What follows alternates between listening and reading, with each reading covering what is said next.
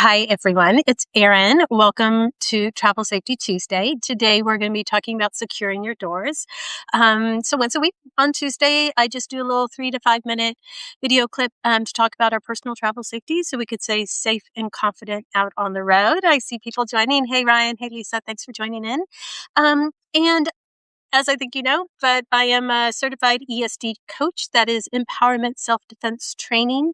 And it's basically a martial arts based empowerment training regimen to help us, like I said, de-escalate, avoid, de-escalate, survive, and heal from assault.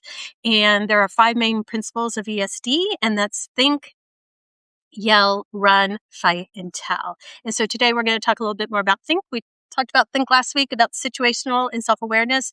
And then today we're going to talk about situational awareness again, about just making sure our surroundings are safe. And I thought I would talk about our door because as nomads and travelers, a lot of us are changing, Airbnbs and hotels all the time. I know I'm a particularly fast traveler, fast and far. And so, I'm in new places, probably 20 to 25, a long time, a lot during a year. And so this is just one of the things that I do to make sure I'm safe.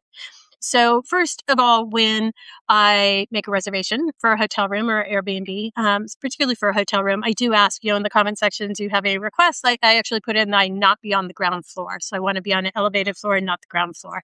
That just helps lessen the chance of a break-in. Also, one of the things I do is I always lock the door. So as soon as I come in the door, I lock it. Most of the times there's a deadbolt. If you're in a hotel, always lock that. If you're in an Airbnb, that's not always the case, right? And so I lock it from the inside, though, as soon as I go in. Also, I make sure I lock the door, even if I just go out just for a second, even if I just go to dump the trash down the hall, or if I go and answer a door, or if I go get ice or something like that from the ice machine, I always lock the door. So I never leave the door unlocked if I'm in the apartment or the hotel room or the Airbnb, or if I leave outside, the door is always, always locked. Now, sometimes there isn't always that deadbolt, like I said, if in Airbnbs. And so what I do is I carry this with me. It's a little doorstop. It's a little dirty because I actually use it. And I like it because it's nice and lightweight. I live out of a carry-on, like a lot of you do as well. And I just put it right into the door. So if the door is going to open up on the inside, then we'll for sure it just adds a little bit of safety, makes it that much harder to get in. So again, shut the door, lock the door, use the deadbolt.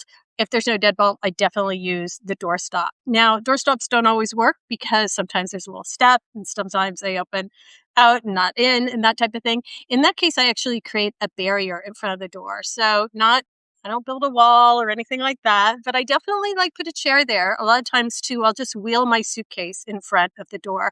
And what I'm doing there is I'm just creating a little bit of a barrier. So if somebody comes in at night in particular, they're going to knock it over and that's going to wake me up. And so I think that's really important. So a couple, a couple of tips for us, just to be aware and make sure our surroundings are safe. Lock the door, always lock the door, both from the inside and from the outside. Use the deadbolt, no deadbolt.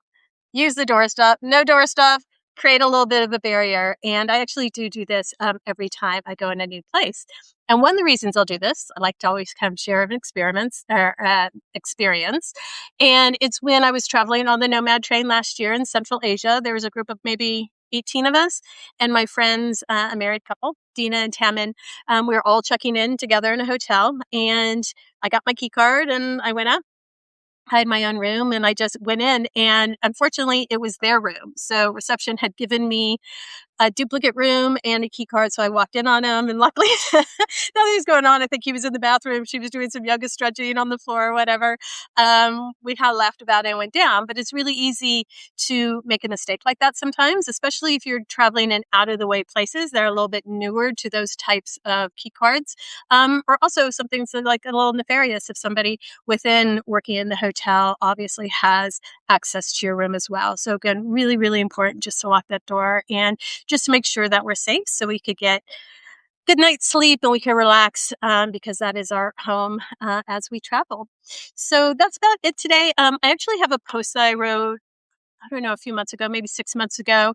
That's about how I stay safe in Airbnbs and hotels. So I'm going to go ahead and put it in the comment section. So if you're looking for a few more tips, I think there's 7 tips, and I'll go ahead and give that a read.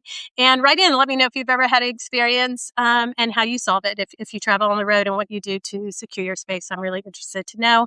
And it's always great for us to share tips as we're out traveling around. And with that, you guys, I will see you on the road. I hope you stay safe and confident, and I'll see you out there. Bye.